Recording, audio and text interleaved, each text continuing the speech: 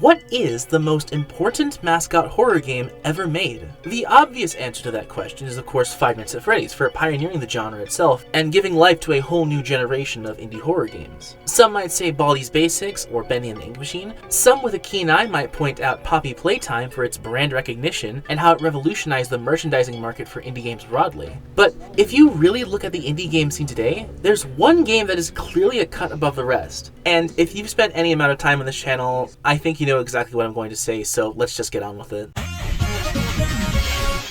So yeah, Garten of Banban has gotten a lot of hate in the past year or so that's been a thing. Some of that hate being pretty understandable, but of course a game does not have to be good or well-liked to be extremely important and influential. I mean, just look at E.T. on the Atari 2600. If you know anything about the history of gaming, that's probably a crazy thing to say, but just hear me out here. Though, of course, if you asked me if Garten of Banban was a good game or a bad game, you'd probably not be a fan of my answer. The game challenges players to question and ultimately reject the limitations imposed by gender roles, encouraging all of us to strive for a future where gender becomes a thing of the past and individual authenticity is celebrated and respected above all else. This is why Garten of Banban is the most beautiful and truly artistic game ever created. But we can move past that for now, I think. You know, that's just the difference between you and me, you know? There's nothing wrong with being different. You guys think Garten of Banban is bad, and I have good taste. And that's totally fine, there's nothing wrong with that. But regardless about how you feel about Garten of Banban, if you just look around at the indie game scene today, it's basically impossible to deny just how incredibly influential Garten of Banban has been. And in my opinion, Garten of Banban might just be